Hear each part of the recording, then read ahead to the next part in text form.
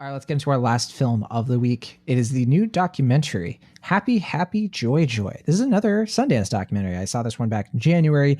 I remember it quite well at this point, but Will, you had a chance to check it out for yourself, so I'm going to turn it to you.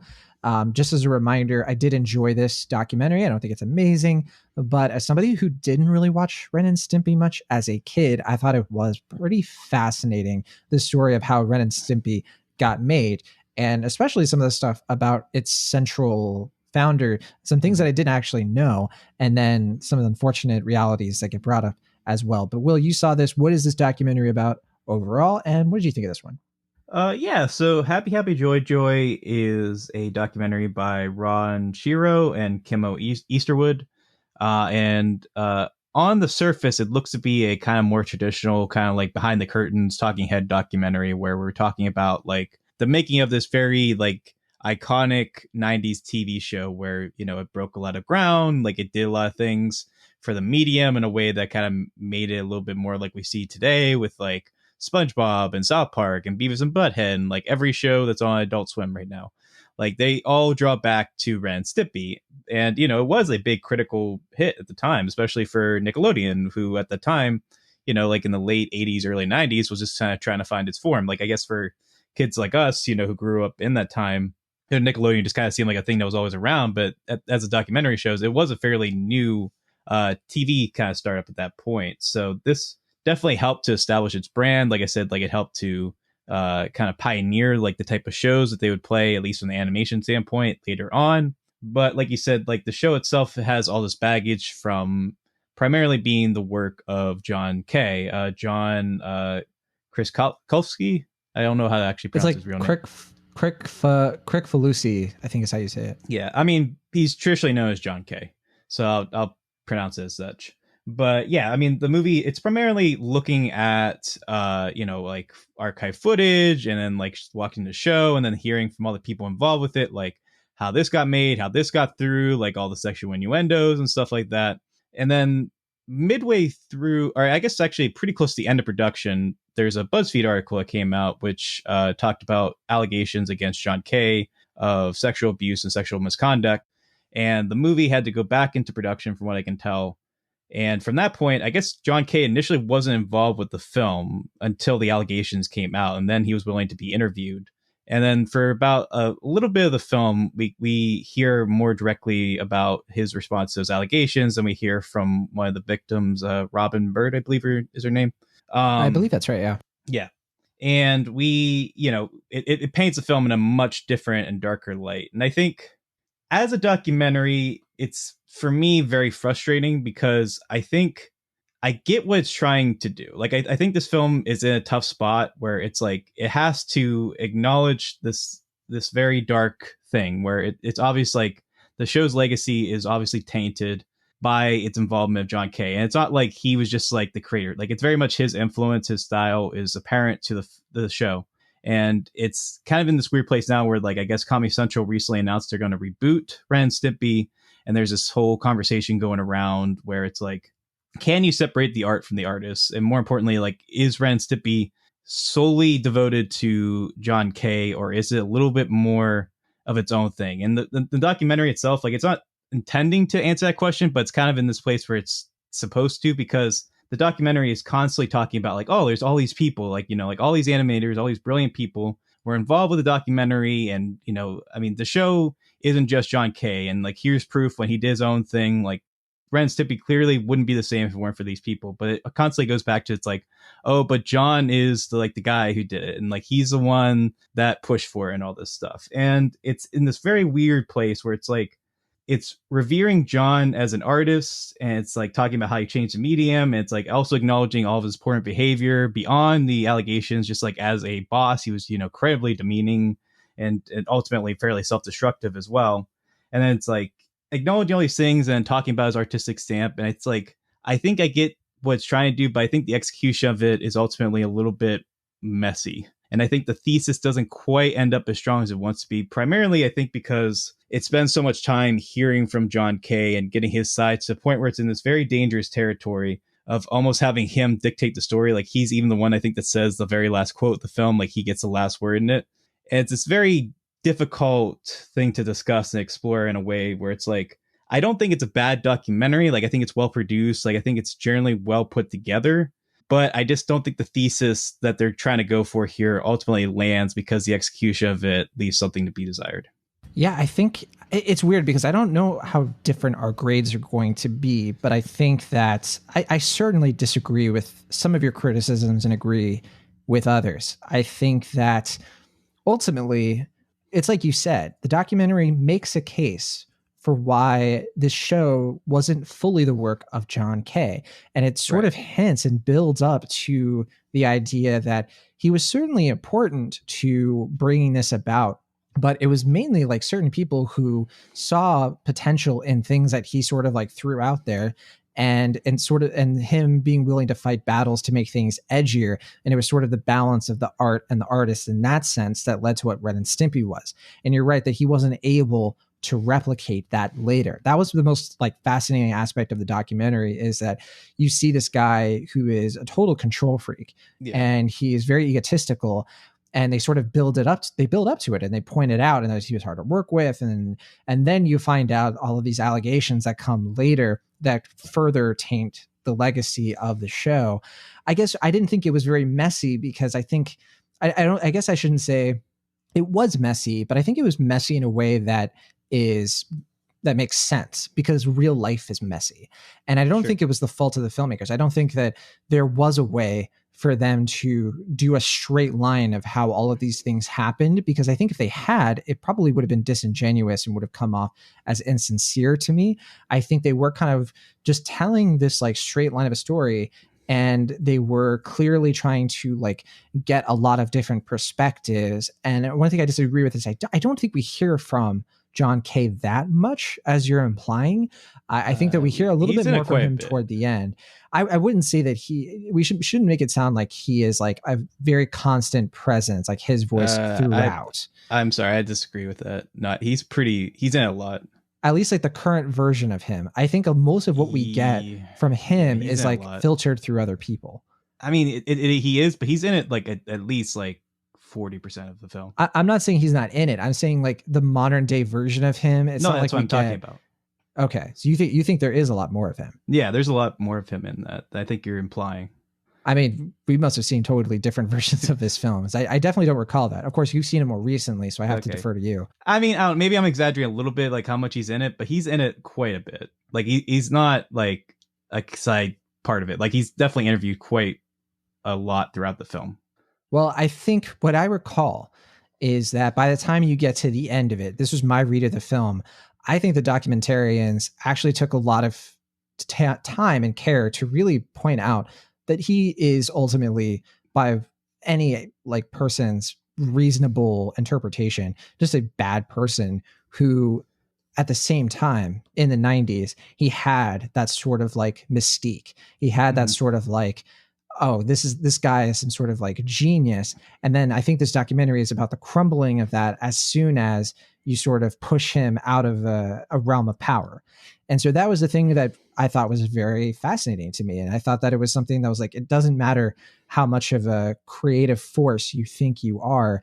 I think that like you can still be your own worst enemy. And I think that this documentary is ultimately about how self-destructive he was, and about his pride in thinking that he was Ren and Stimpy, at the expense of the other people who really were the ones who helped make this thing happen, from the producers and the animators, who kind of got sidelined because of his own ego. So that was the thing that I found more interesting, and I took away from it a lot more than any sort of like messiness or any sort of like, oh, is this revering him too much? I really didn't, just personally, I really didn't get that.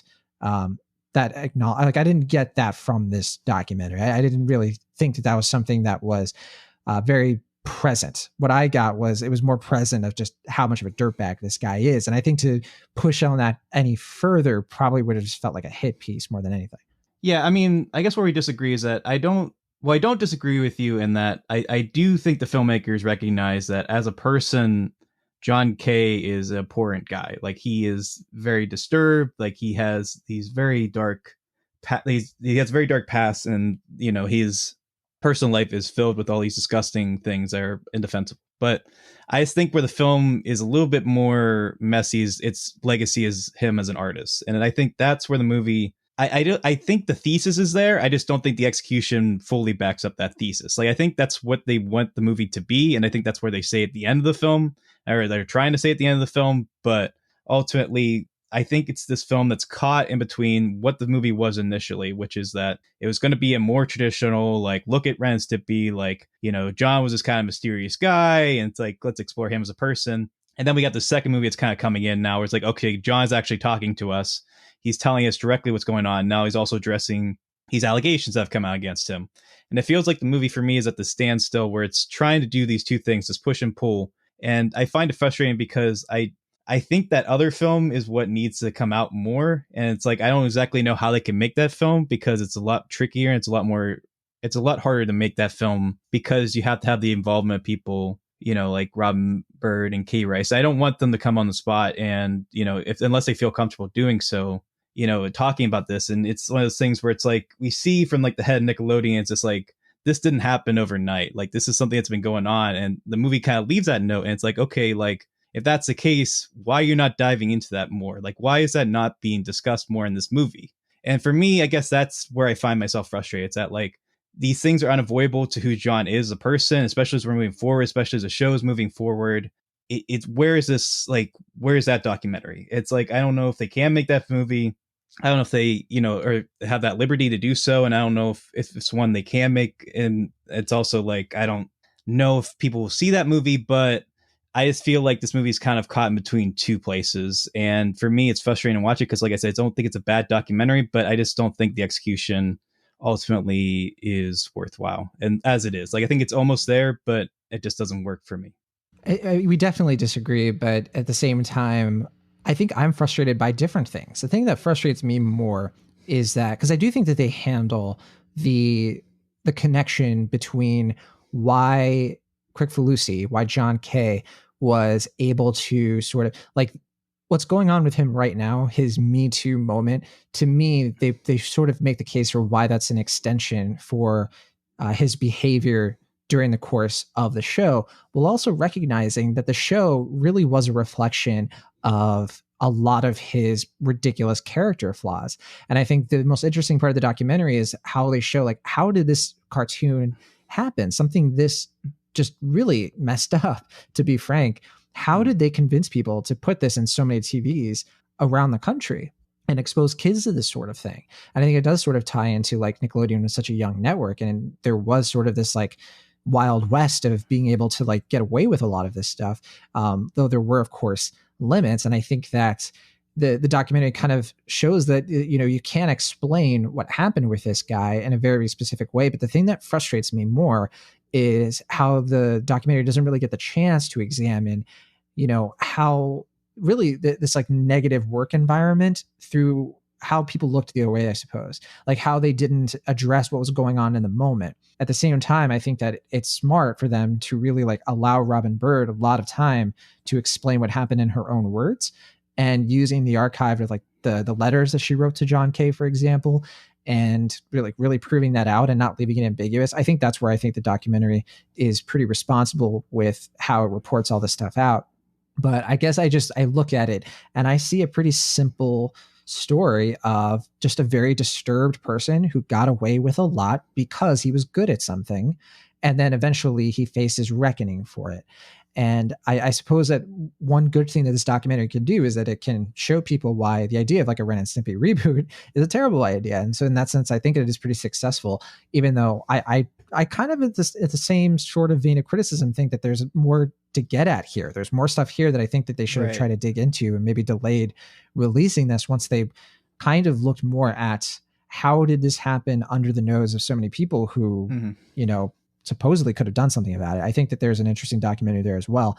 But yeah, I guess what you're getting at, the sort of like separation between the art and the artist and all of that, I think that's in here. I just don't think that it's certainly not borne out in a masterful way. I think we can agree with that, but I don't think it's to this documentary's detriment, honestly.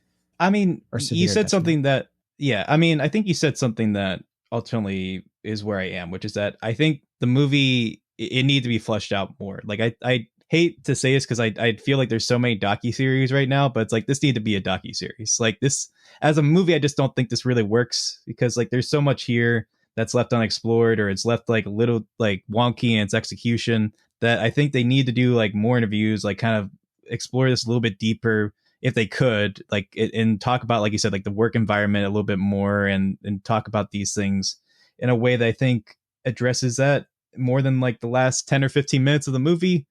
And ultimately, yeah, I am just frustrated by that. I guess for me, like I do recognize a lot of what you're saying. Like I think those praises are valid, and I think that's fair for the film and the filmmakers to say. But ultimately, at this point, I just don't think it fully works. And it's not a bad documentary. Like I think if you're a fan of Ren Stimpy, you can probably check it out because it's interesting to explore these things. And I admire the filmmakers for actually not ignoring them and actually like diving into a lot of these very upsetting and hard to swallow things. But yeah, I think as it stands, it's like almost there. Like I think there's stuff in here that works. I think they are willing to challenge John Kay and acknowledge his faults, which is good. But as it stands, yeah, I think there's just a little bit too much reverence for him as an artist here, and not enough time spent really exploring his like very serious faults as a person. And it's there, but just I don't think it's enough to really even it out. So for Yeah, me, it's that's like our a high that's C our main plus. disagreement. Yeah, Okay, yeah, no, yeah. that's fine. I mean, that's what I think it's a criticism is. valid interpretation of like it wasn't enough for you. And it's hard to parse that out because it is so hard to watch something where it's like somebody you might admire. He's not somebody I personally admire. Yeah, I I didn't was really not a fan have of the that. show, but I know some people really did look up to him, or some people really liked Ren and Stimpy, and I can imagine this is something hard to watch because you find out that he's really a monster. Yeah. We should say, and we didn't really get into this, but it is based sort of on a book called Sick Little Monkeys. And you can sort of tell that John Kay is participating in this mainly because he probably needs money. Because, previously he was like very against that book. And it was clear that he was not going to like, he wasn't a fan of how his story was being told through that book. And now he's sort of like, helping out with this documentary in a sense, I suppose. But Yeah. I think it's because he's financially in a lot of trouble. His Kickstarter thing didn't work out. Oh, I didn't even know about And that. yeah, that was a while back. And then, as far as I understand, I don't believe like this revival, he's going to get anything from. He's not going to get any like royalties. He's not involved with it. So if you do watch it, you won't be indirectly supporting him. I think he only has rights to like one character. And I think, if I recall, they do touch on this character. I forget the name of him, but there is a character that he was like obsessed with or something in the Ren and Stimpy show, and it's the only Yeah, one they that talk about he, that. Yeah, the yeah, general guy, I think, or like something like. I think the character was based on his dad. If I something like remember that. correctly. Yeah, Yeah, yeah. some weird psychology in this. So yeah, low C plus for you. I'm definitely like a Well, high high B C minus plus. on it. High C plus, excuse me. I'm like a high B minus. I had a feeling our grades weren't that far apart. It's like we have like one core disagreement Yeah, that is very hard to isn't that shake always the for sure. case? I suppose. Usually. Yeah. Yeah, and to be honest, like I'm probably more of a B on it. If anything, I think that like just like the passage of time has sort of like sobered my B and slightly into a higher B minus. Seen a few other documentaries since that were a little bit stronger, but certainly in that same zone, I think for me. So I still think that it is worth watching, even if you have some of the frustrations that you're getting at. I think that they shouldn't be a reason to keep people from watching this, because especially people who don't know about this story, this is a good starting point. I suppose we're something we could both probably agree on is that this shouldn't be the end all be all for Right. the John Kay controversy and all of its context. I think we'd definitely agree on that. Yeah, I think there's a better documentary here. Maybe even from these filmmakers. I just don't think Sure. this version of it is the best version. I think it's just somewhere in the middle. And I think ultimately the stuff that really nags at me is it just keeps nagging at me, even though, like you said, there is good stuff here. And I do think they are willing to kind of dig into the weeds and really explore John Kay in a lot of different ways as a flawed person. But yeah, ultimately it just didn't fully work for me. But I can see what you got out of it for sure.